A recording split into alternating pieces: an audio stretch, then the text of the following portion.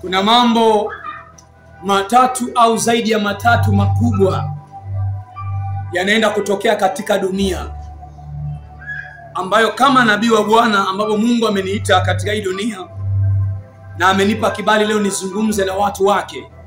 Bwana Yesu apewe sifa. Amen. Uliyopo mahali hapa na nisikia, iwe unanisikia kupitia Instagram, iwe ni TikTok, au unanitazama kupitia YouTube au mtandao wote wa kijamii, iwe unanisikia kupitia redio au TV, Bwana amenisema nami nije nikupe ujumbe huu. Ujumbe unaotoa au husiani, au niseme kwa lugha nyepesi, au jamwacha mtu yoyote, au bagui dini yoyote. Bwana Yesu asifiwe.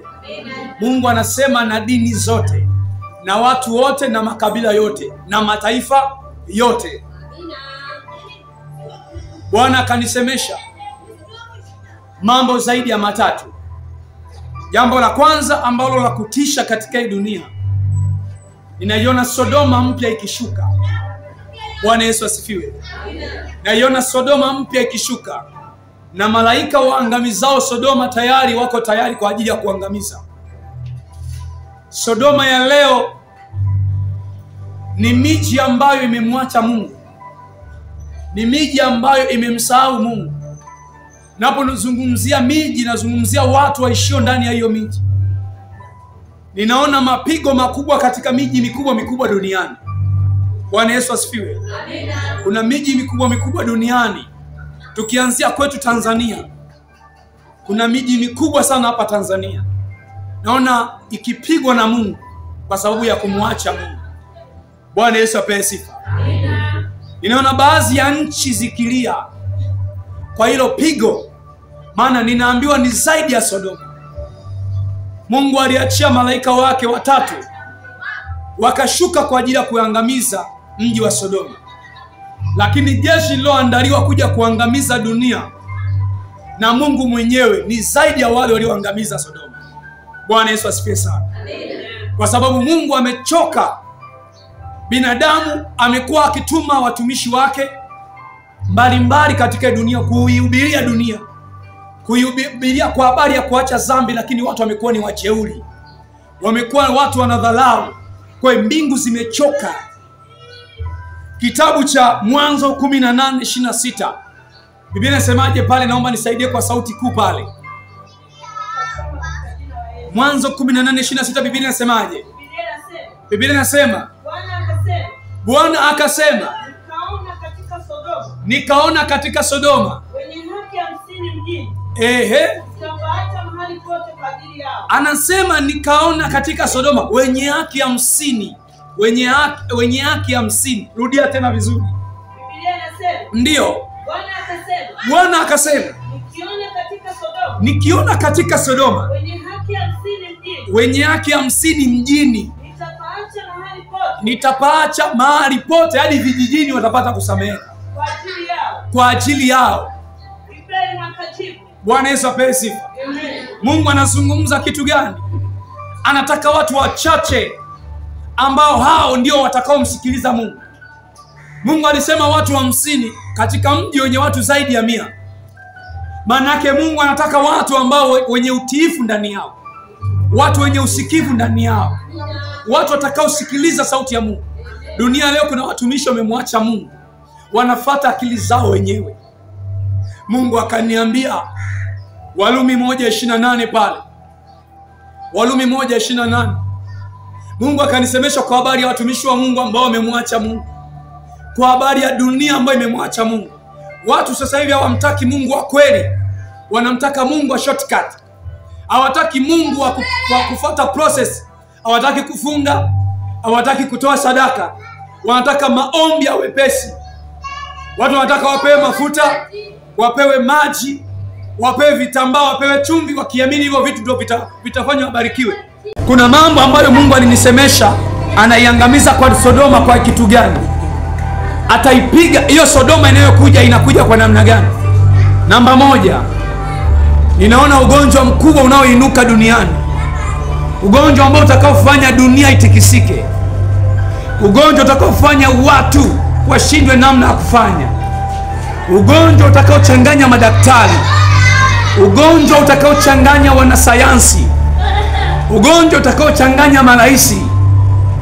Ni ugonjwa ambao huwezi kuwafungia watu ndani, kwa sababu ukiwafungia watu ndani kama tutawaambia wafe, kwa sababu ni ugonjwa ambao utalazimika watu wapeleke hospitalini, na mahospitalini watu watajaa. Bwana Yesu apewe sifa. Hapata kuwa na hospitali itakayotosha vitanda, mpaka watu watalala chini kwa sababu ya huo ugonjwa.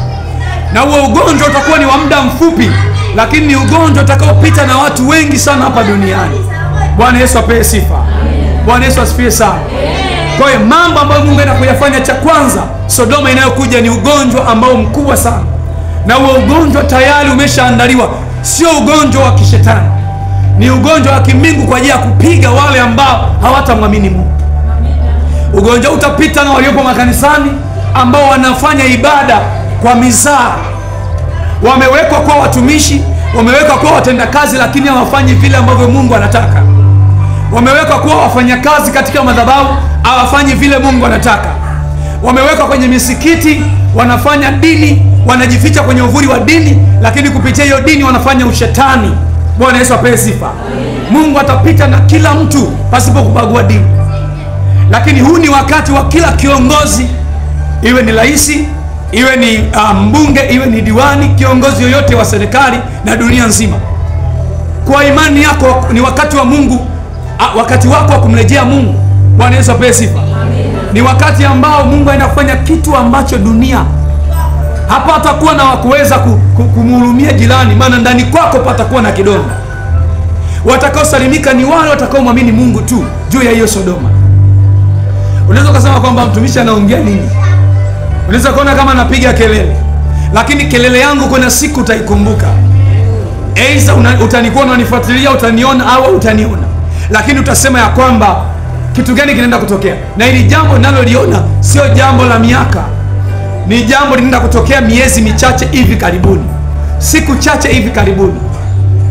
Jambo lingine la mwisho, ninaona kitu cha ajabu kinaenda kutokea. Misiba kwenye makanisa, kuanzia mitume na manabii, wachungaji, wainjilisti na waimbaji.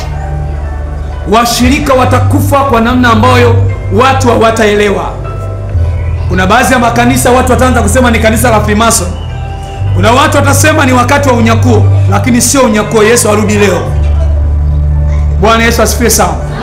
Yesu arudi leo, bali Mungu anataka kuondoa watu walio mzigo kwenye kazi yake, watu ambao hawatii sauti yake, watu ambao hawafanyi mapenzi yake, watu ambao walichaguliwa kwa kufanya kitu fulani wanafanya kibinadamu.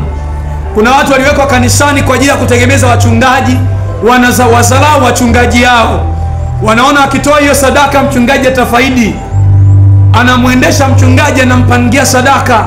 Wanatoa mafungu ya 10 vile wanavyotaka wao, sio Mungu anavyotaka. Hao watu sidhani kama tutafika nao 2027. Can I prophesy?